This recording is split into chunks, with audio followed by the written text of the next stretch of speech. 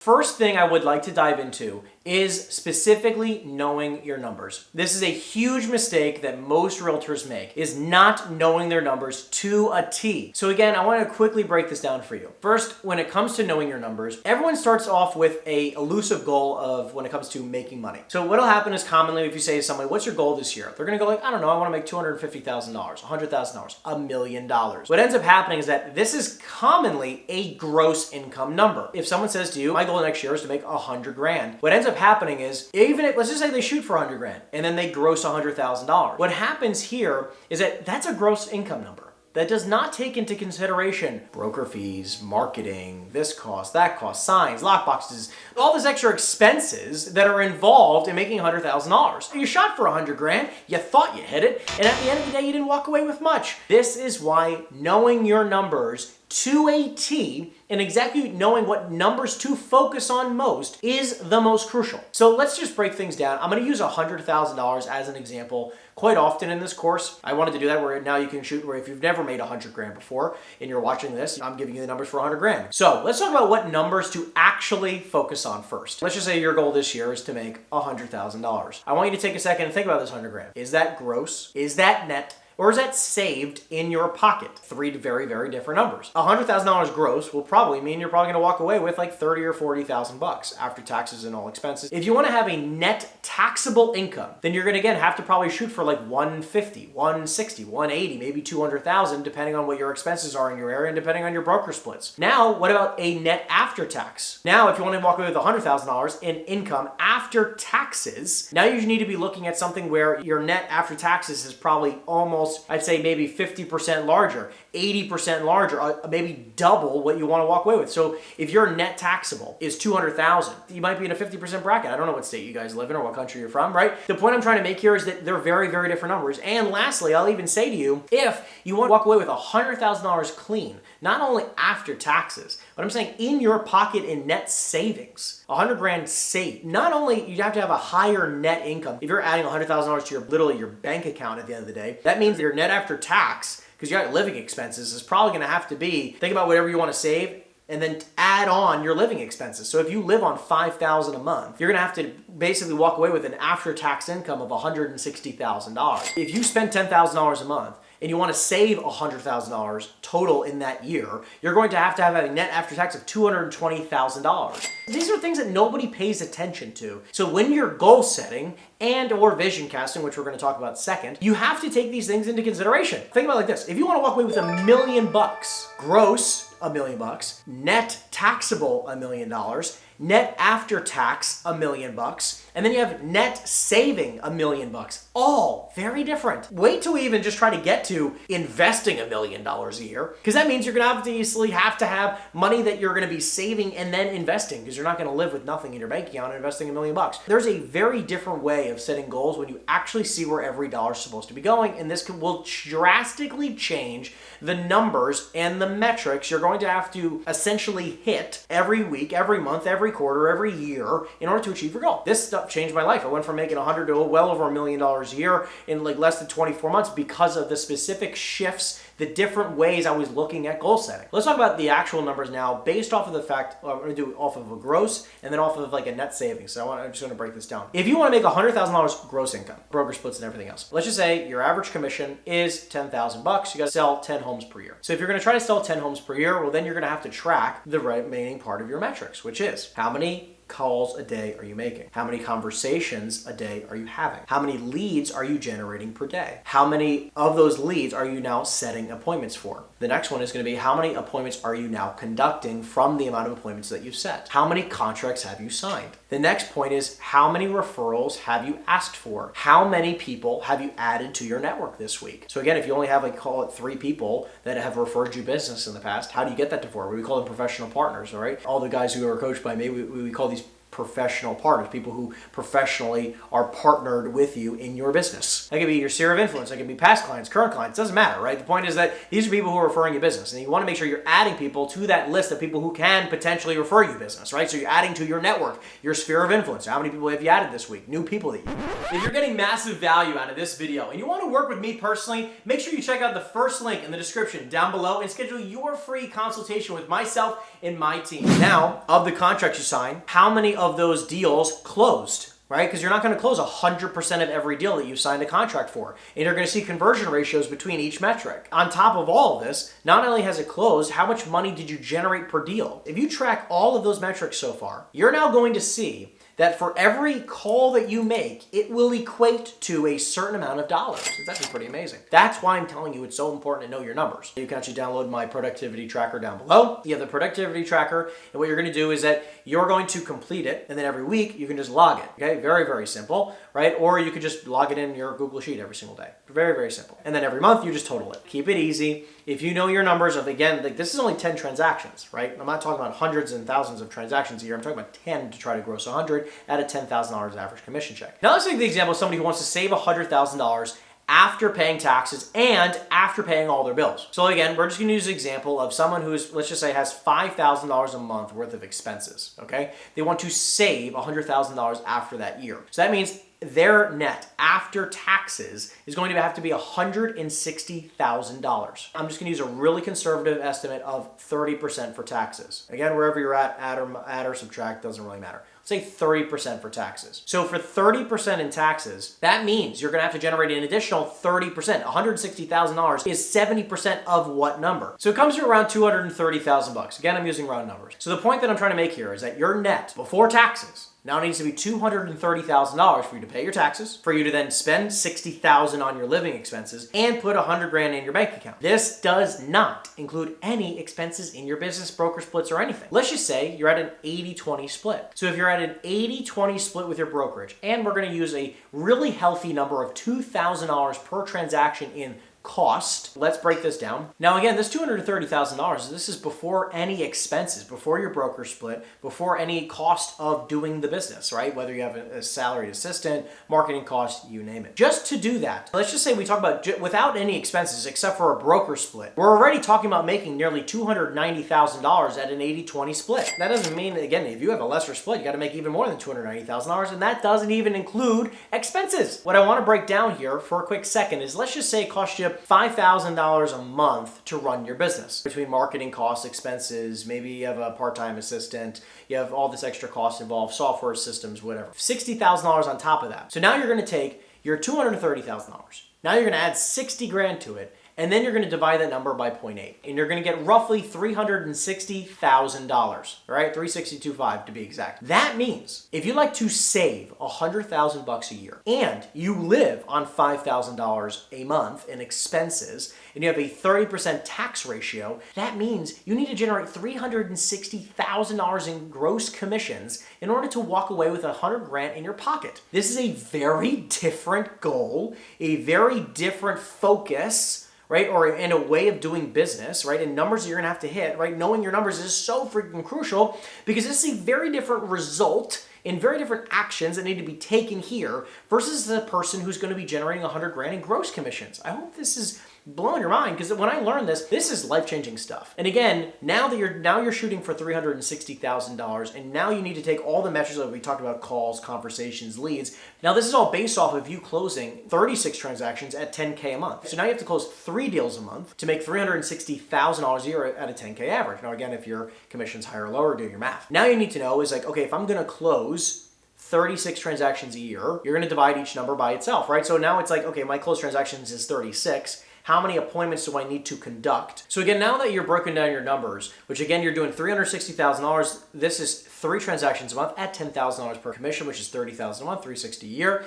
Now again, if you're gonna close 36 closed transactions per year, now you're gonna need to know is how many contracts you need to sign in order to close 36 deals. Now I recommend shooting for like 40, 42, 44, 45, 46, something like that, right? Where you have an overage, because then you were going to shoot for that metric, which is going to affect the next metric, right? So if you're going to sign 40 contracts, right? You're going to close 36, you're going to sign 40, right? Probably 10% buffer is probably fine there.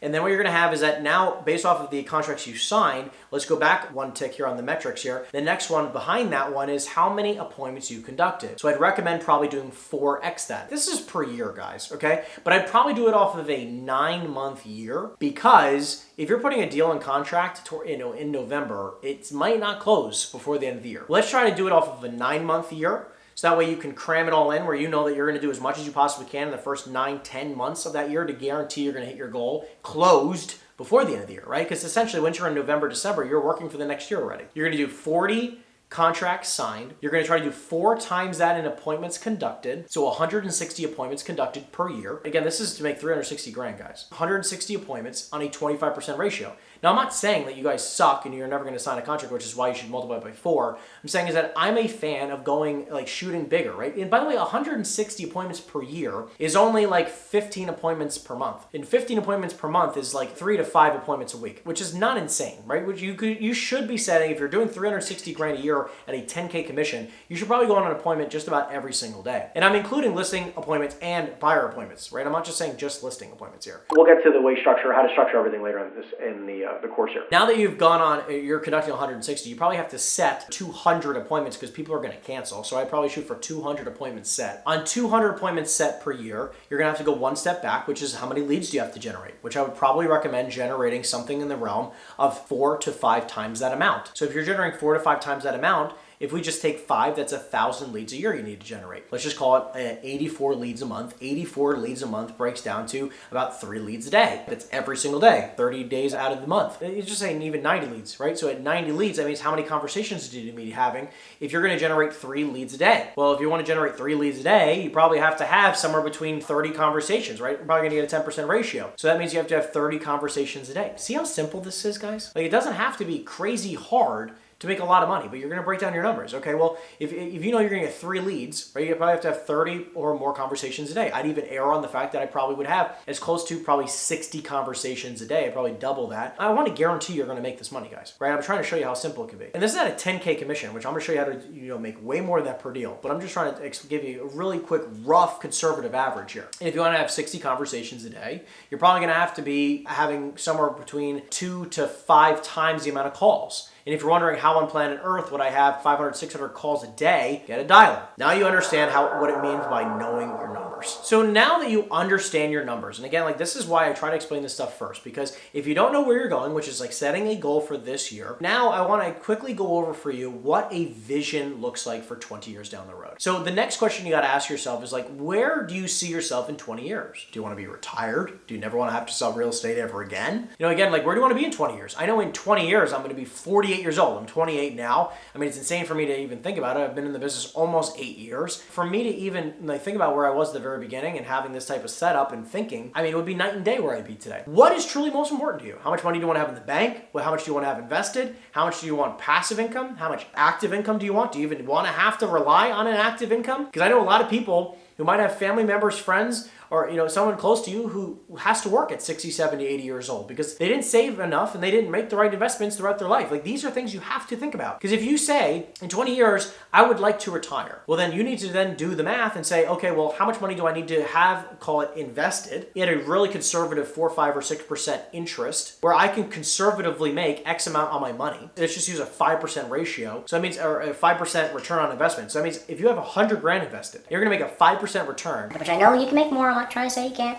Saying if you're only going to make 5% on your money, that means you're going to make 5 grand a year for the rest of your life on 100 grand. It's probably not enough to live on. So again, if you want to live on making $100,000 a year in, quote, passive income, or just invested, like money that is invested, it's just giving you a return each and every single year at a 5% return on your money, that's $2 million, guys. I mean, like, it's not a little bit of money to have invested. Because of that, you need to be making adjustments where, like, listen, it's okay to have $0 invested today. In this course, we're going to teach you how to start making some shifts where that will no longer be the case. We're step by step, we're going to continue to move forward and make the right changes, the right shifts, the right moves, so you can get one step closer to be having not only a 7-figure income, not only a 7-figure net worth, but a 7-figure residual income. I want you to know, like, just having the mindset of how to create that kind of stuff is what is going to catapult you far and beyond your competition, because they're only thinking about this year. They're only thinking about today most of the time. They're just like, all right, I'm just trying to make 100 grand this year. I'm just only trying to make a few bucks today. If you have the mindset of saying, in 20 years, this is how much I want to have invested, this is how much I want to have saved, this is how my life is going to be set up. You should have your goal. Now you should be thinking about your 20-year vision. When you're thinking about your 20-year vision also, it breaks down to now how you need to set up your business today. Because let's just say that you're making 100 grand already. If you want to go to the next level, that's great.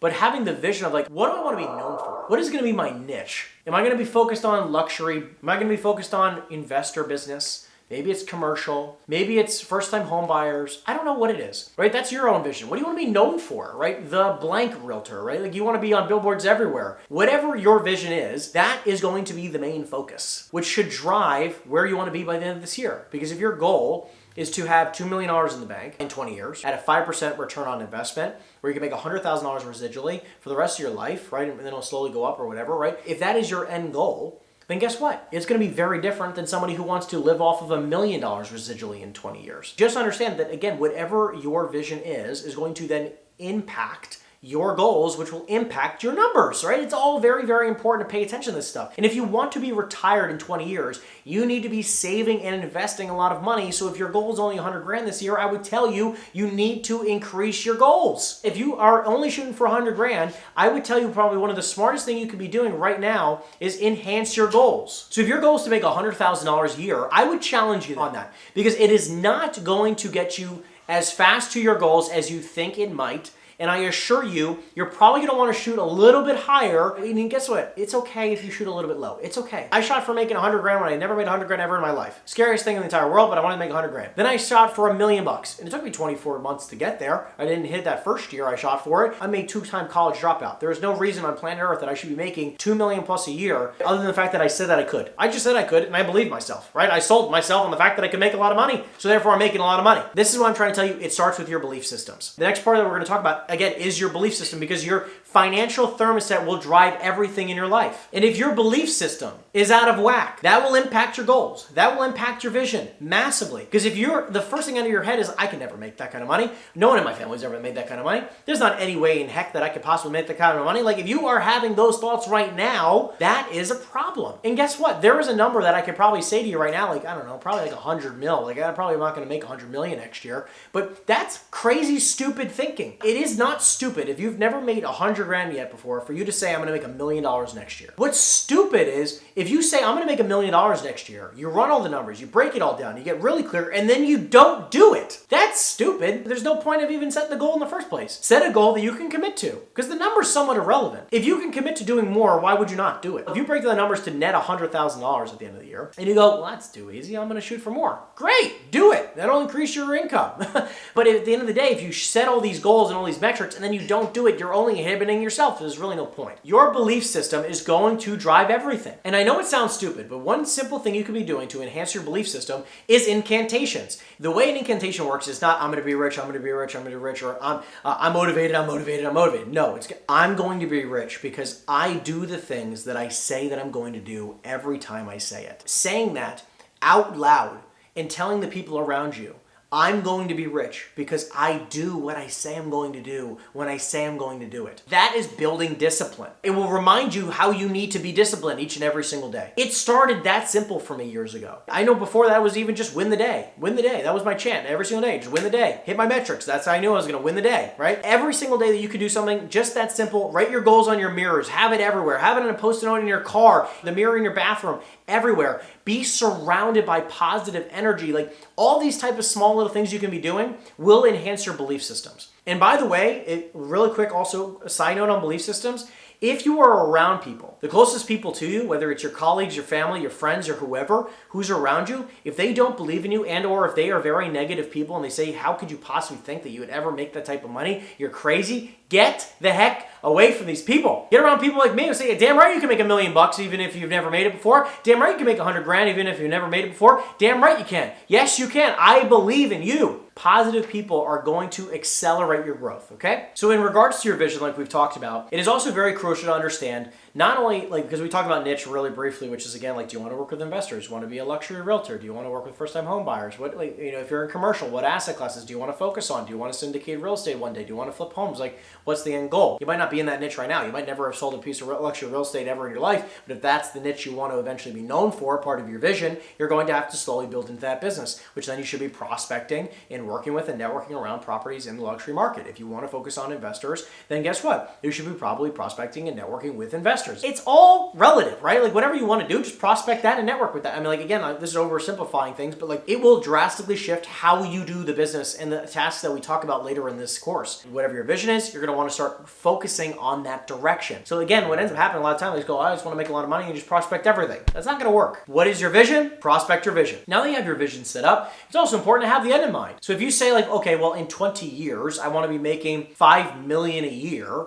If that is the case, then I need you to understand something. Your goal is to then trend to whatever your vision is in the future. When you do this, it's very crucial to understand where like, okay, well, if you want to make, quote, $5 million in 20 years, or let's even just say $1 million. If you want to make $1 million in 20 years, that means you're probably going to have to slow build up. You're not just going to go from $0 to $1 million tomorrow, but you probably can go from 0 to $1 million in 20 years if that's your goal. So if you want to make $1 million a year in 20 years, you're going to want to have staggered goals. So that means in 5 years, you're going to probably want to have to be at 250 to 300,000. And then in 10 years, you're probably going to want to be at, 5 to 6 or 700,000. And then by year 15, you're probably going to want to be at 8 or 900,000 minimum, right? So to make sure you're on track for your 20-year goal. Let's use our example of $2 million in the bank, right? If you want to have $2 million in the bank, that really breaks down to 100 grand a year. Or you can even have it as, okay, well, let's try to save and invest $25,000 this year. And then next year, let's try to do maybe 50,000.